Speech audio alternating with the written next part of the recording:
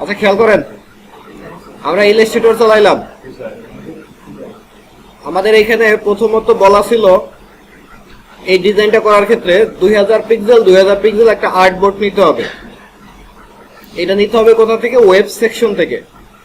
এই web section বলতে Illustrator open করার পরে যখন আমরা কন্ট্রোল এন দিলাম,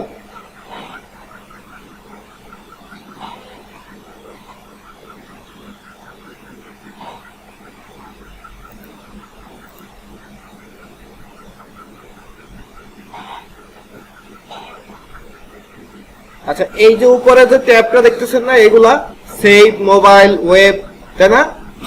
এইটা হচ্ছে ওয়েব সেকশন। আর যদি বলে প্রিন্ট সেকশন তখন সেটা হবে এটা। তাহলে এটা ওয়েব সেকশন, এটা প্রিন্ট সেকশন, তাই তো? এটা আসলে তেমন গুরুত্বপূর্ণ কিছু না, বলছে তাই নিতেছি।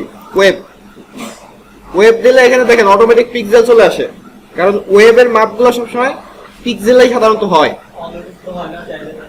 চাইলে নেওয়া যায়, বাট সাধারণত এটা হয়। আর প্রিন্ট সেকশনের মাপগুলো সাধারণত মিলিমিটার, ইঞ্চি, সেন্টিমিটার এই ধরনের ইউনিটে হয়। তো ওয়েব সেকশনে ক্লিক করলাম, করার পরে আমি এখানে কি করব? মাপ কত দেব? 2000। আর কি কিছু বলছে এখানে? কিছু বলে নাই। যেহেতু ওয়েব সেকশন বলছে, কালার মোড কি হবে? RGB হবে, এটা খেয়াল রাখতে হবে। ওয়েব সেকশনে সবসময় কালার মোড RGB হয়। এটা দেওয়ার পর আর যেহেতু আর কিছু বলে নাই, আমি ওকে দিয়ে দিলাম, ক্রিয়েট। তা আমি এবার কি করলাম? 2000 পিক্সেলের আর্টবোর্ডটা তৈরি করলাম, তাই না? ওকে, আচ্ছা এইটা করার পরে আপনার প্রথম কাজ হবে ফাইলটা সেভ করা। আপনার প্রথম কাজ হবে ফাইল সেভ করা। আমার যেহেতু ল্যাপটপ, আমি সেভ না করলে সমস্যা নাই। কেন সমস্যা নাই? আমার হুট করে কারেন্ট যাবে না, কিন্তু আপনার হুট করে কারেন্ট চলে যেতে পারে। আপনি কি করবেন? প্রথমে এটা কি করবেন? সেভ করবেন। সেভ করবেন কোথায়? ফাইল সেভ এতে গেলাম, বা প্রথমবার সেভে দিলেও সমস্যা নাই। আমি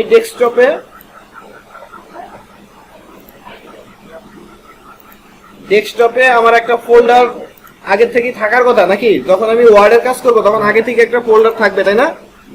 এটার নাম হবে রেজিস্ট্রেশন নাম্বার বা নিজের নাম, এরকম, তাই না? তাই নাকি? আমি রেজিস্ট্রেশন নাম্বার দিয়ে দিলাম।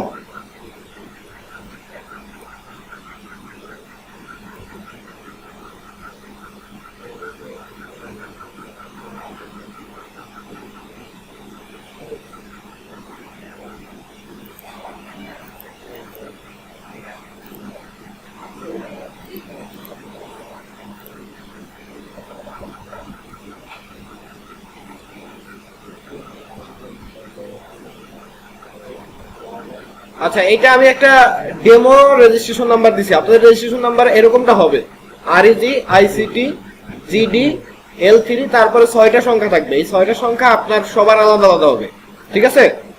এটা নিলাম। এটার পরে এর ভিতরে আরো 3টা ফোল্ডার থাকবে নাকি? একটা থাকবে জব 1, একটা থাকবে জব 2,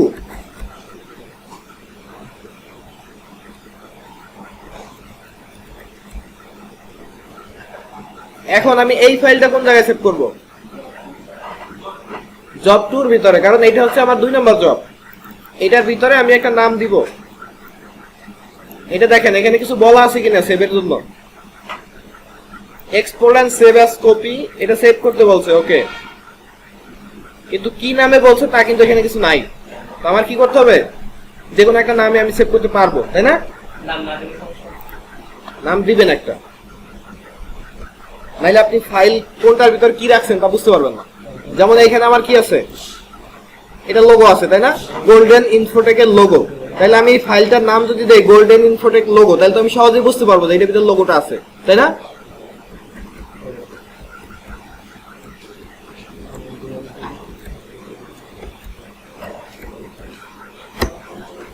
তাহলে আমি এটা সেভ করলাম গোল্ডেন ইনফোটেক লোগো নাম দিয়া, ওকে। আচ্ছা তারপরে আমাদের এখানে কি আছে? এটা করলাম, বলছে create logo design artwork using paint tool আর ব্রাশ টুল।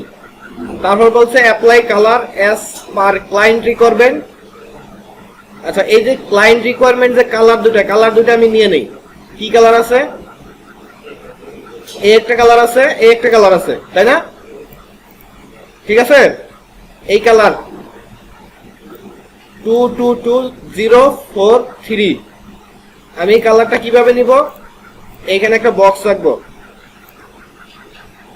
এটার কোনো স্ট্রোক কালার থাকবে না, এটা আরেকটা কপি নিব, এইটার কালার দিব হচ্ছে আমি ওখানে যা বলা হয়েছে 043, এটা হচ্ছে একটা কালার। আর একটা কালার কি? D2232A, তাহলে এইটার কালারটা আমি ওটা নিব।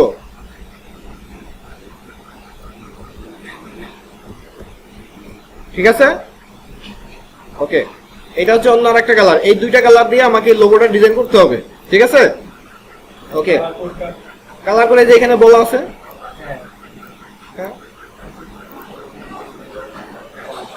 আচ্ছা, তারপরে কি আছে?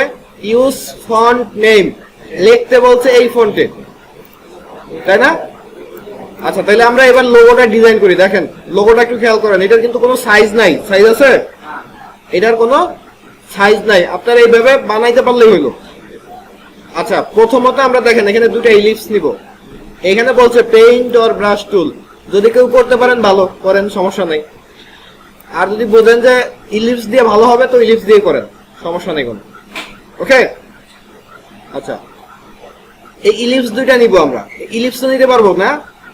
পারা যাবে? আমরা এখান থেকে ইলিপস টুল নিয়ে এখানে কি করব? দুইটা বৃত্ত থাকবে, এটা শুধুমাত্র স্ট্রোক থাকবে, ফিল থাকবে না। ওকে, এটাকে কপি করে ফন্টে পেস্ট করব। এরপরে এটা ধইরা শিফট আর অল্টার ধইরা একটু ছোট করে দিব। এখন ওইটা স্ট্রোক অনেক বড় আছে, তাই না? আমরা এটার স্ট্রোকটা বাড়াই দিব। এখন দেখেন এটা তো একটা কালার ছবি, তাই না? আপনাদের টুলসে কখনো কালার থাকবে না, আপনাদের সাদা কালো থাকবে। তো সাদা কালো থাকলে আপনারা তো বুঝতে পারবেন না যে কোনটায় কোন কালারটা ব্যবহার করা হয়েছে, তাই না? আচ্ছা, এখন এইখানে যেটা দেওয়া আছে এটা যদি উল্টাও হয়ে যায় কোনো সমস্যা নেই। যেমন লাল কালার যদি এখানে চলে আসে আর এই কালারটা যদি এখানে চলে আসে তাও প্রবলেম নাই। কেন? কারণ কোনটায় নির্দিষ্ট করে বলা নাই যে কোন কালার দিতে হবে। আমরা এখানে দুইটা কালার ইউজ করব, বাট যেখানে খুশি সেখানে ইউজ করতে পারবো, কোনো সমস্যা নাই। বোঝা গেছে? বোঝা গেছে? কালার কোড এই যে এ একটা আর এ একটা, ঠিক আছে?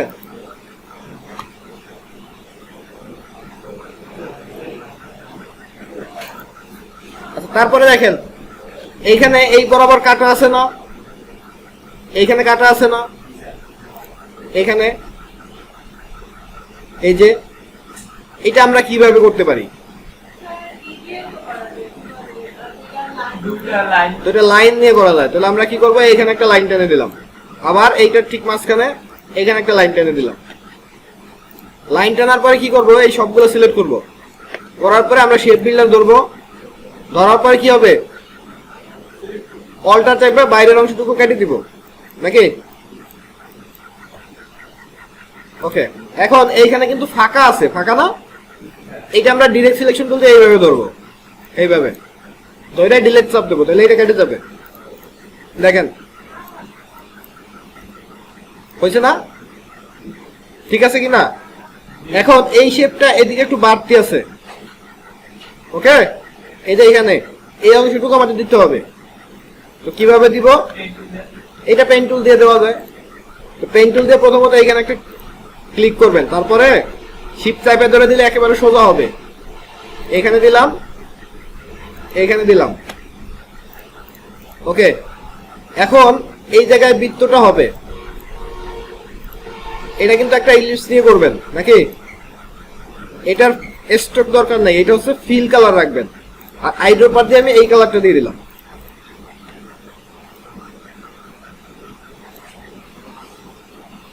এটা স্যাম্পল খেয়াল করবেন কিভাবে দেওয়া আছে, ঠিক সেইভাবে দেওয়ার চেষ্টা করবেন। ওকে,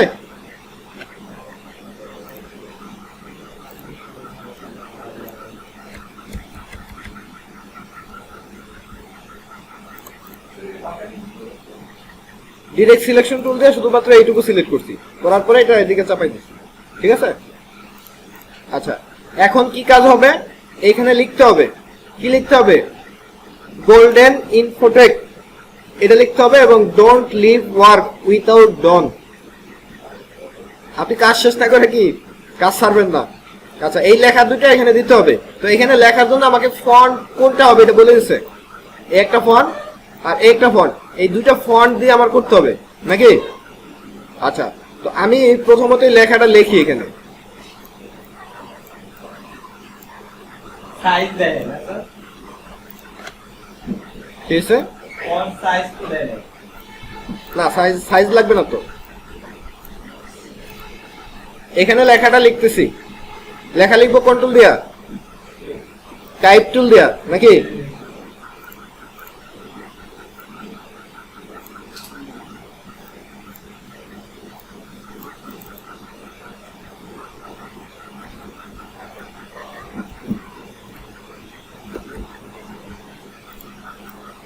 আচ্ছা, এই লেখাটা লিখছি, আর নিচের লেখাটা হবে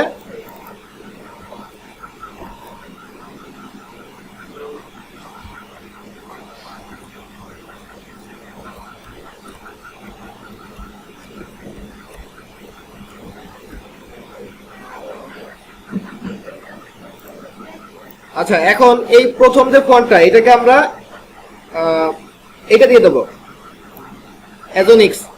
তাহলে এইটা ফন্ট চেঞ্জ করতে হলে কি করতে হবে? হ্যাঁ,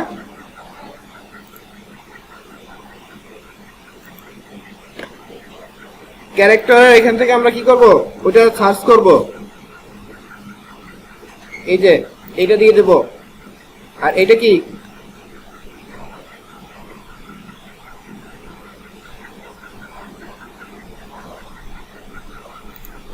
এটা পুরো নাম দিয়ে সার্চ দিয়ে দিই।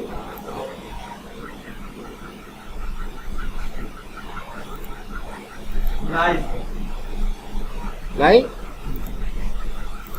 আমি তো পাইছি।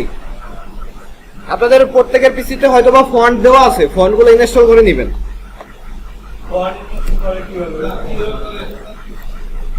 আচ্ছা, ফন্ট ইনস্টল করে শিখাবো, এটা দেখেন আগে। আচ্ছা, এইটা আমরা কি করব?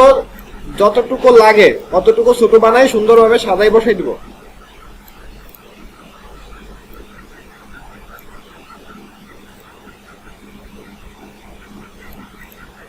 আচ্ছা, এরকমই ছিল আমাদের লোগোটা, তাই না? ঠিক আছে, দেখেন তো চেহারার সাথে মিলে কিনা। হ্যাঁ, আচ্ছা, এখন এই দুইটার লোগোর কালার তো আমরা এই দুইটাই ব্যবহার করবো, তাই না? এখন টেক্সটের কালার কি আছে? ব্ল্যাক আছে, কিন্তু দেখছেন এটাও চেঞ্জ করে দিবেন। আমি আইড্রপার দিয়ে এটা চেঞ্জ করে দিলাম। ওকে, এখন এই দুইটার কালারও এই কালারটা আছে। আচ্ছা, এবার আমি কি করব? এগুলার সবগুলার একটু গ্রুপ করে দেই। এটা আগে গ্রুপ করব। আচ্ছা, আর একটা বিষয় দেখেন, অনেক সময় এই জিনিসটা ধরে,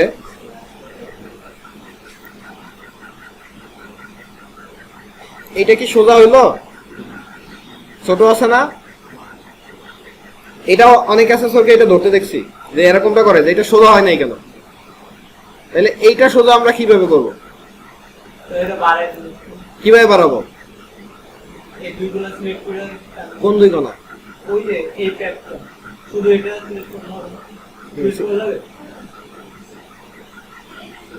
ডিরেক্ট সিলেকশন টুল দিয়ে সিলেক্ট করতে হবে, একটা কর না।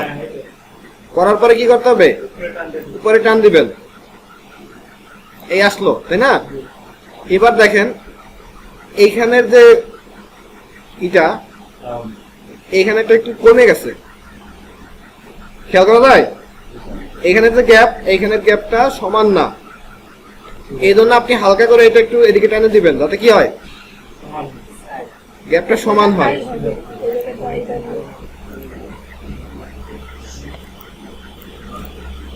আচ্ছা, দেখেন আমাদের এইটা তাহলে শেষ, লোগোটা বানানো, তাই না? হ্যাঁ, বলেন।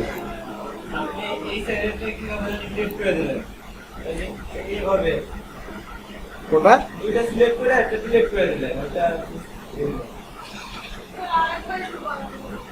কোন জায়গাটা সিলেক্ট করছে কোন হ্যাঁ, জায়গা? এই যে কার্সারের উপরে এই অংশটুকু? হ্যাঁ, ডিলিট করে দিবি। আচ্ছা, এটা সিজার করে দিছি আমি। সিজার দিয়ে দিলে হবে তো, হ্যাঁ, সমস্যা ওটা তো নেই। বুঝি নাই, এটাই তো দেখো। আচ্ছা, এটা ডিরেক্ট সিলেকশন টুল দিয়ে আরো সহজে করা যায়।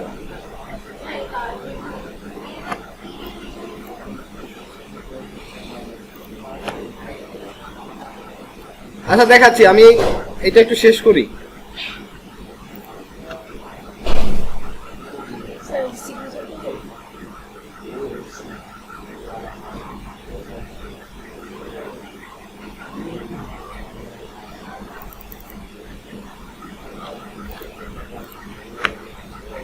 দেখেন, এটা যখন আমাদের এরকম হয়ে যাবে তখন আমরা কি করব, এই দুইটা ডিলিট করে দেবো, এটা দরকার নাই। এরপরে এটাকে এআই মোডে তো সেভ করা লাগবে না? এআই তো আমরা সেভ করে দেবো, কন্ট্রোল এস দিয়ে দিলাম, কারণ আমার এআই টা আগে সেভ করা আছে, এজন্য কন্ট্রোল এস দিছি, তাহলে সেভ হয়ে গেছে নাকি? আচ্ছা, এটা আর কোনো ফরম্যাটে মনে হয় না লাগবে। ও সরি, এখানে বলছে সেভ করতে বলছে, তার মানে করা লাগবে। পিএনজি, জেপিজি, এসবিজি, আর একটা কি প্রিন্ট রেডি পিডিএফ। এই লোগোর ক্ষেত্রে প্রিন্ট রেডি পিডিএফ করা লাগবে না, আপনারা শুধু পিডিএফ করে দিলেই হবে। দেখেন, তাহলে আমরা কি করব, ফাইল থেকে সেভ অ্যাজ, কি করতে বলছে, এসবিজি, এই যে এসবিজি দিলাম, দেওয়ার পরে সেভ, এসবিজি তে সেভ হয়ে গেল। তারপরে কি বলছে, পিএনজি, পিএনজি তে করতে গেলে ফাইল থেকে এক্সপোর্টে যাইতে হবে, এক্সপোর্ট থেকে এক্সপোর্ট অ্যাজ, এইখানে যাওয়ার পরে এইখানে দেখবেন পিএনজি ফরম্যাটটা আছে, সেভ অ্যাজ এর ভিতরে কিন্তু পিএনজি ফরম্যাট পাওয়া যাবে না, এটা দেওয়ার পরে এক্সপোর্ট দিতে হবে। ওকে, তাহলে পিএনজি তে সেভ হয়ে গেল। তারপরে কি বলছে, জেপিজি তে করতে নাকি, আবার ফাইল থেকে এক্সপোর্ট থেকে এক্সপোর্ট অ্যাজ, এবার এখান থেকে জেপিজি সিলেক্ট করবেন, তাহলে এবার এটা হয়ে গেল জেপিজি, এসবিজি, পিএনজি। এখন এগুলো করতে পারবো। আর কিছু বাকি আছে?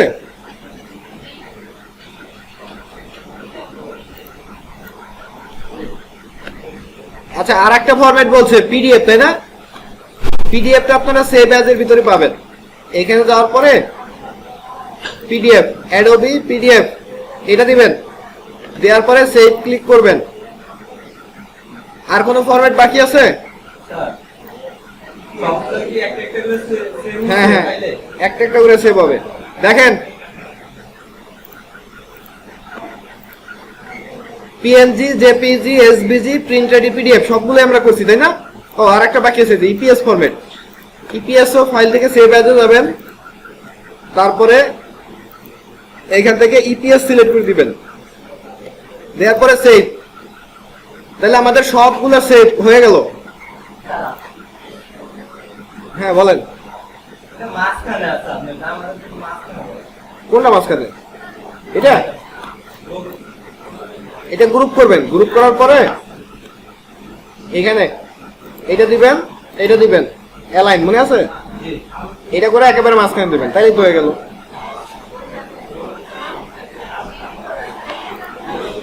আচ্ছা, এবার দেখেন, ওই আমরা ডেস্কটপে সেভ করছিলাম, মনে আছে? ডেস্কটপে কি কি নাম দিছিলাম, এই যে এটার ভিতরে জব 2, এই যে যতগুলো ফরম্যাটে সেভ করছিলাম সব এখানে আছে। এখন দেখেন, এই ফরম্যাট গুলো সবগুলো বলছে সেভ করতে, কিন্তু এআই ফরম্যাটটা বলে নাই। বলছে এআই ফরম্যাট কিন্তু বলে নাই, কিন্তু তারপর আমরা করছি। কেন করছি? এই এআই হচ্ছে আমাদের অ্যাডোবি ইলাস্ট্রেটরের নেটিভ ফাইল, মূল ফাইল, এটা করতেই হবে। ইলাস্ট্রেটরে কাজ করবেন আর এআই মোডে সেভ করবেন না, আপনাকে অ্যাসেসর পাস করাবে না, এটা মনে রাখেন। অ্যাডোবি ইলাস্ট্রেটর ফাইল এটা না বললেও করতে হবে, আর বাকি যেগুলো আছে এগুলো একটা না বললে আপনার না করলে সমস্যা নেই। বোঝা গেছে? আপনার কি করতে হবে, এআই ফাইলটা অবশ্যই সেভ করে রাখতে হবে, আর এআই ফাইল থাকলে আপনি সবগুলো ফাইল বানাইতে পারতেছেন, কোনো সমস্যা নাই। বোঝা গেছে? এটা অবশ্যই লাগবে। আর বাকিগুলা এই যে একটা জেপিজি, একটা পিএনজি, পিডিএফ, ইপিএস, এসভিজি সবগুলো আমাদের সেভ করা শেষ নাকি? এখন দেখেন এখানে আর কোনো নির্দেশনা দেওয়া আছে কিনা আমরা একটু দেখি। এখানে আমাদের যে 2000 পিক্সেল করছি, ফন্ট দিছি, আর কি আছে, সেভ করছি সবগুলা। ওকে, তাহলে এইটার কাজটা আমাদের এখানে শেষ, বোঝা গেছে? এখন বলেন কারো কোনো কোশ্চেন আছে, কারো বুঝতে অসুবিধা আছে এটা?